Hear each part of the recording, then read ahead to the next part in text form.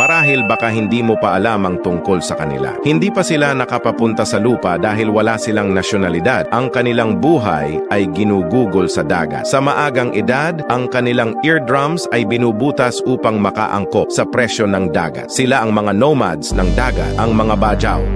Ang kanilang kabuhayan ay mula sa pagbebenta ng mga pagkaing dagat at iba pang produkto. Araw-araw, maraming mga bangka ang pumupunta at umaalis, nagbebenta ng kanilang huling-huli. Ang pangangatawan ng mga Bajau ay naiiba sa mga taong naninirahan sa lupa, kaya nilang sumisid ng higit sa 10 metro nang walang diving equipment. Dahil sa paglipas ng mga henerasyon, ang kanilang spleen ay 50% na mas malaki kaysa sa karaniwan. Ang kanilang pandinig ay maaaring maapektuhan sa kanilang pagtanda. Ngayon, ang ilan sa mga Bajau ay lumipat sa mga kalapit na isla upang manirahan sa mga kubo. Ang iba ay pinipiling manatili pa rin sa dagat. Ang kanilang bahay-bangka ay naging pinakamainit nilang tahanan. Maraming mga batang Bajau ang humihingi sa mga turista ng bottled mineral water dahil bihira sa kanila ang malinis na tubig.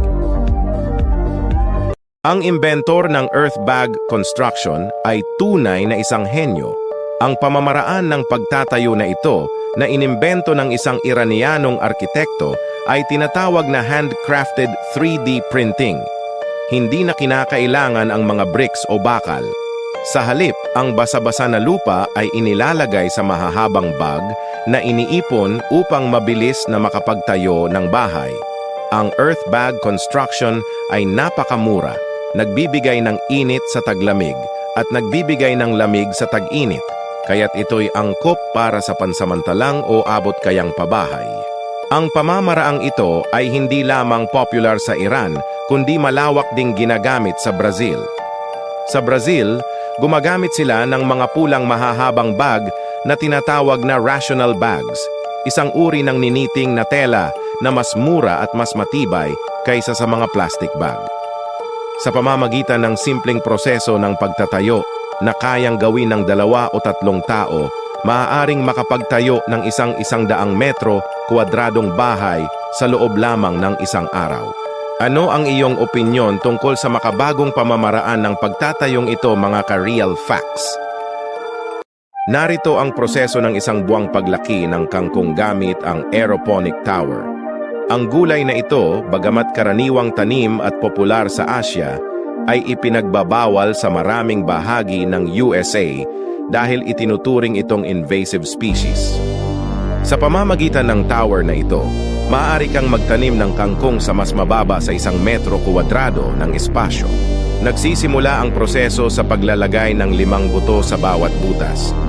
Ang mga ito ay tutubo, magiging punla, at kalaunan ay magiging mature na halaman na handa ng anihin.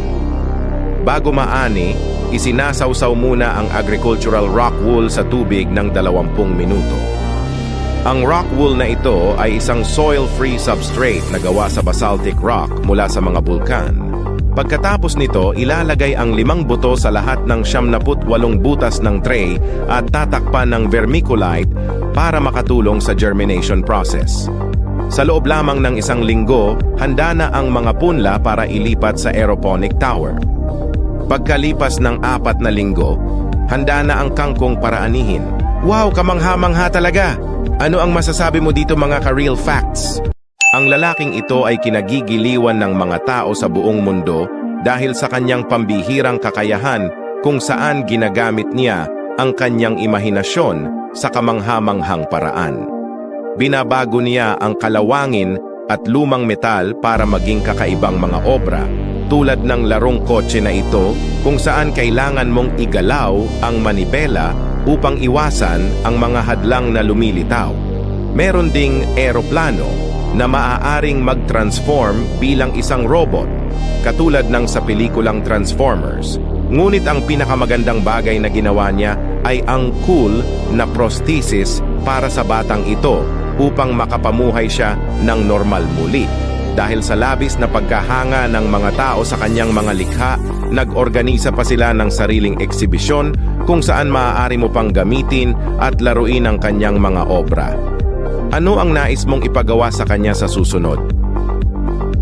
Siya ay kinikilala bilang modernong bersyon ng Vitruvian Man ni Da Vinci dahil sa galaw ng kanyang mga braso. Lumilikha siya ng napakaraming paulit-ulit na mga linya habang iniuunat ang kanyang mga braso upang gumuhit ng simetrikal na mga imahe. Ang iba't ibang direksyon ng kanyang mga linya ay nagpapakita na parang sumasayaw ang kanyang mga braso. Si Tony Orrico, isang visual artist at koreograpo, ay ginagamit ang kanyang karanasan sa sayaw upang malikha ang kakaibang serye na tinatawag na Son War. Ang mga obrang ito na naglalarawan ng mga geometric na hugis ay nakakuha ng pandaigdigang atensyon. Ang bawat piraso ay tumatagal ng 4 hanggang 5 oras upang matapos. At si Orrico ay naghahanda ng 2 oras bago magsimula upang matiyak na ang kanyang katawan ay nasa pinakamataas na kondisyon. Ang kanyang pamamaraan ay bunga ng malalim na pasyon at pagmamahal sa sining. Anong masasabi niyo dito, idol?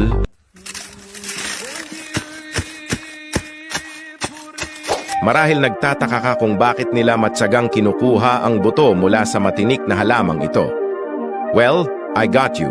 Ang tawag dito ay Kenger seeds, mga buto mula sa Gundelia tourneforti, isang halaman na matatagpuan sa rehiyon ng Gitnang Silangan at ilang bahagi ng Europa. Kilala rin ito bilang wild artichoke o tumbleweed. Ang mga buto ay ginagamit bilang herbal medicine at mabisang gamot sa liver. Pinaniniwalaang may anti-inflammatory at antioxidant properties, antidote sa mga kagat ng insekto at pampalakas ng immune system. Ginagamit din ang Kenger seeds bilang vegetarian rennet para sa paggawa ng keso. At hindi lang yan, maaari ding kainin ang katawan ng halaman nito na parang tubo. Ang galing, di ba? Maaari mo ring hukayin ang pinakadulo ng ugat upang kunin ang dagta nito at patuyuin upang maging gum na may milk flavor. Wow, this is so amazing! Anong masasabi mo dito, idol?